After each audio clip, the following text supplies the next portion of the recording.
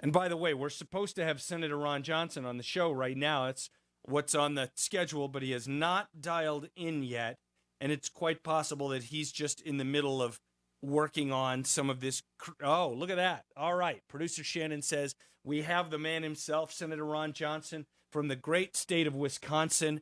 Ron, good morning. Thanks for being here. And before we talk about all the political stuff, last time you were on the show, you were in the middle of quarantining for coronavirus. You told us that you had no symptoms. Then you went to a Trump rally. So I assume that meant you tested negative, but just give us a very brief Ron Johnson health update. Well, first of all, let me apologize for calling in late. That's rude. I really hate being late, so I apologize for that. No, Ross, I'm one of the very lucky 40% of people that get the coronavirus, test positive for it, but never experience any symptoms whatsoever. And let's face it, because I was in quarantine for 14 days, I'm looking for symptoms. I never had any. But what did end up happening, I got set free for about a week, and then just as a mere precaution, because I was here in D.C., Mike Lee tested positive, Tom Tillis tested positive. I thought, what the heck, before I, travel down this event, I can quick hop in the hospital and get a test. So I went to the event. As I'm driving back, found out I was positive, got a confirmation of that the following Monday. When I went and got full blood tests, chest x-ray, my lungs were clear, my blood tests were normal. I just never was sick from it. And let's face it, about 40% of Americans, or 40% of people that get the coronavirus never experience symptoms whatsoever. It's a strange disease. But I think one of the takeaways from that is you combine that 40% with about the other 59% or at least 58% of people that just have mild symptoms and fully recover. It really is the 1%, 2%, 3% of people that really get, really sick, and then obviously the fraction of a percentage that end up, where it's a tragedy and they die. So it's one thing we don't talk enough about. And I'm not downplaying the disease. I'm not downplaying the tragedies and the lives lost. But we also don't talk about the fact that if you get COVID or the coronavirus, it's not a death sentence. I mean, the vast majority of people, particularly if you're young, you'll fully recover. This certainly plays a lot into the out of the population. Right. And this plays a lot actually into conversations going on in homes across the country about whether schools should be open. But we can talk about that another time. I want to talk to you about two main things. I want to start with this whole Tony Bobulinski thing, because at his press conference last week, he said he was going to talk to your committee. I think maybe he talked to your staff. Tell us what's going on with that and what your take is on this story right now. And perhaps, Ron, for the few people who might not know what I'm talking about, maybe just tell the story a little bit. Sure. Well, Tony Bobulinski was involved with a business that Hunter Biden and others that were connected with the Bidens were trying to set up to really kind of a private equity firm, that would attract capital for investment from China, buying up U.S. assets. So he was brought in as somebody who was doing this as the CEO of this business. And there's, James Gilliar was a British citizen. There's a Rob Walker who was connected with, I think Jill Biden, I think might be married to her, aide when she was in the White House, when she was the second lady. So there's some real connections here. But Tony Bobulinski was outside of that. I think he knew James Gilliar, and they brought him in to run this investment type of firm.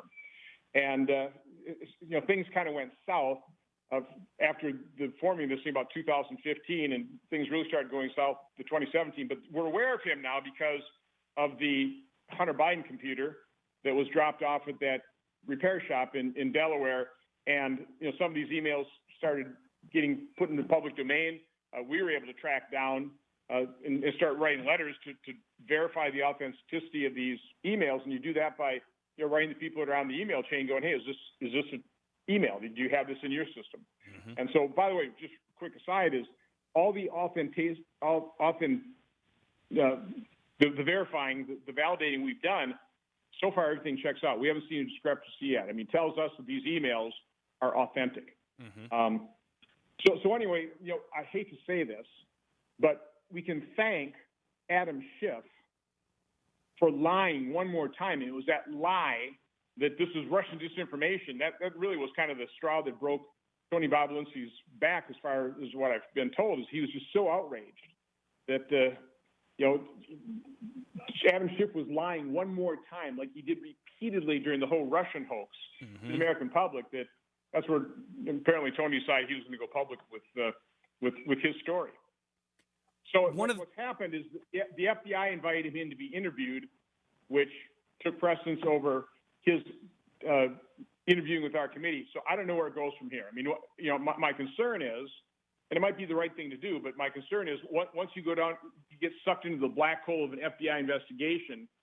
That's the reason why we don't know still what happened with the corruption of the FBI, the Russian hoax. I mean, we just don't know, because it's all wrapped up into first their Crossfire Hurricane investigation, then the special counsel. Now you've got, what's happening right now with John Durham. And it's just, again, criminal investigation. It just goes in a black hole, and the public sometimes never knows.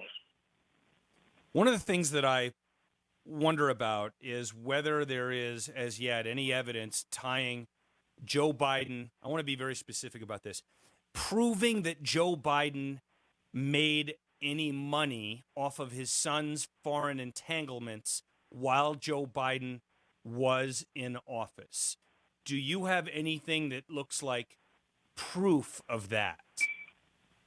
No, we just have the circumstantial evidence that Hunter was trying to, in the one email where Hunter is going to get 10% for the big guy, which would indicate you're kind of setting up a structure for the big guy, Joe Biden, to take a cut of whatever the profits were of this investment firm. The other piece of evidence, this is a great story written by John Solomon, who took a look at Vice President Biden's tax returns after he left office. About $16 million worth of income reported, about $1 million of donations. But his financial disclosure, which is only assets, lists maximum of $3.2 million in assets as of just his recent filing. So make $16 million, give away $1 million, so you got 15. Then you pay a few taxes. In the column, Solomon quotes I think a tax expert in the column saying, at a minimum, he ought to be listing about $9 million of assets. He's only listing 3.2. So I think a fair amount of intrepid reporters are probably going down and scouring the Cayman Islands in terms of where some of those millions might have been spirited away to. But again, that's a question I think Joe Biden ought to ask. Because you made $60 million. Okay, how much did you give away? How much taxes did you pay? Where's the rest? It seems like you ought to be listing more than $3.2 million in assets. So, but maybe. No, I don't have hard proof that Joe Biden profited, but I do have proof that he lied bold-faced about never talking to his son Hunter in terms of overseas businesses. I mean, we proved that in our report.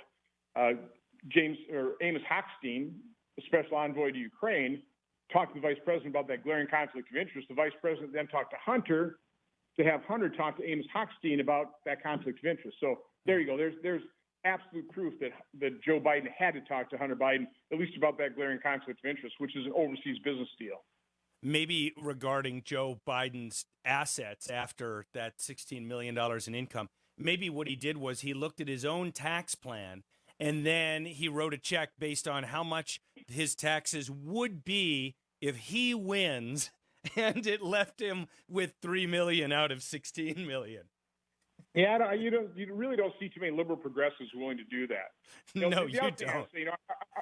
Our report was overlooked by the media because they said, well, he's not proving anything illegal. Right. Well, first of all, it's not my job to determine that. That's what prosecutors do. My job is to do oversight, gather information to inform public policy, but also inform the public. I think what you can say about what our report does, it reveals all kinds of troubling transactions that require further investigation. But maybe the Ukrainian conflict of interest wasn't illegal, but it wasn't right. And what I would say is it shows something that is grotesquely sleazy. Yeah. I mean, glaringly sleazy. I mean, is that what you want as a president of the United States? Somebody involved in just something incredibly sleazy? One of the things that I worry about a lot, Ron, is if Democrats get control of the Senate, and who's your ranking member now on your committee? Gary Peters. We got a good candidate in Michigan. Maybe he won't be my ranking member. But just as a hypothetical, yeah, and I do hope. What's that guy's name? James. John James, yeah. John James. That guy is a great candidate. First class guy. Yeah, I'd love to see that. But let's just say, as an example, it doesn't have to be Gary Peters, but whoever the Democrat is, if you're not chairman of that committee, a story like this comes up, they're not going to investigate anything ever, and we will never get to the bottom of, misdeeds at the FBI during the, leading up to the Mueller investigation and all of that. And I just have no faith that a Democratic administration or Democrat-run Senate will be honest when it comes to the pure administration of justice, putting aside partisanship. Yeah, if Biden wins and Chuck Schumer takes over the Senate, this all goes down to the sinkhole of history. Now, Ross, I'm not a fan of special counsels. I mean, it's one of the reasons. I mean, we do these investigations backwards. It should start with congressional oversight, where we have access to all the information. If we find possible illegal activity, we refer to the Department of Justice. If they've got a conflict, then you set up a special counsel. In this case, if Biden wins, I think we probably need to set up a special counsel to make sure this investigation doesn't die and that we have somebody who actually can access the information. But I got to tell your listeners, and again, you got an important race in Colorado. You got to make sure that Cory Gardner wins. But because if he doesn't, if Chuck Schumer is the majority leader and Joe Biden is president, here's what's going to happen. First, they eliminate the legislative filibuster. So every wish list piece of, I can't say it, you know what I'm talking about, legislation that AOC and Bernie Sanders is wanting to pass will pass. Then they pack the Supreme Court. They'll add seats, probably not just 13. They'll probably knock 15 so they for sure have a margin. Then they'll pack the circuit court. So all these judges that we've spent so much hard work confirming, it'll all be for naught. Then they pack the U.S. Senate. They turn D.C. and Puerto Rico into states. For all I know, they'll start breaking up California. They will never relinquish power. In the coup de grace, they'll get rid of the Electoral College so that we will be governed by the populist, Democrat-run big cities and big states. So that's my point, is if they gain absolute power, they will never take the chance of relinquishing it. And we won't recognize America in 6 months, a year or two. We just won't. And we will, as conservatives, never have a chance. Democrats will not take a chance of relinquishing power. They'll change every rule. They'll violate every precedent, every norm to make sure that they will never lose power. Let me ask you one last follow-up on that.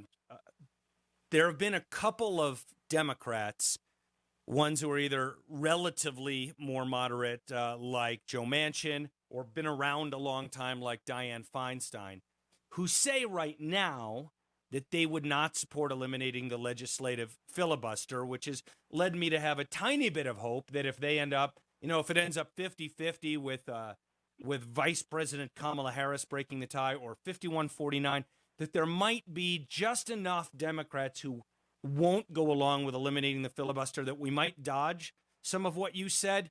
Do you think that's naively optimistic of me to take these people at their words right now and that they would just eventually go along and end the filibuster and do all that stuff? Well, we can pray for that outcome, but you see the riots in the streets. You see the pressure the left is willing to put on, bring to bear against people. You see the lies they're willing to tell. Ross, I literally had somebody in a tweet, and this is what the tweet said. It said, "This is a lie, but I saw Senator Johnson strangle his neighbor's puppy." And of course, because it acknowledges it's a lie, Twitter wouldn't take that down. And so that thing goes viral. I just throw that out as just a small example of how dirty the left plays. And if you're going to get in their way, whether you're a Republican or a Democrat, if you don't toe the line, and that's what's so dangerous about this. This election is about those of us who value individual liberty and freedom versus the anarchists and the rioters whose goal is to be able to tell you what you can say, tell you what you should think, and tell you how you should act. That's their goal. And you see the cancel culture. Again, they've laid all the cards on the table. Yeah. They're unabashedly against individual liberty and freedom. And that's what this election is all about. So no, I have a hard time thinking that anybody could withstand that withering pressure.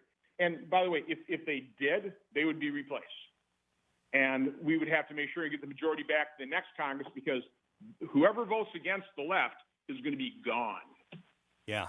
And for those who have any question about what Ron just said there, and I don't, on them being replaced, imagine like if Dianne Feinstein didn't go along with ending the legislative filibuster, given that the left wants to replace her, is furious with her for giving Lindsey Graham a hug at the end of the Amy Coney Barrett hearings. They're on tilt, as poker players might say.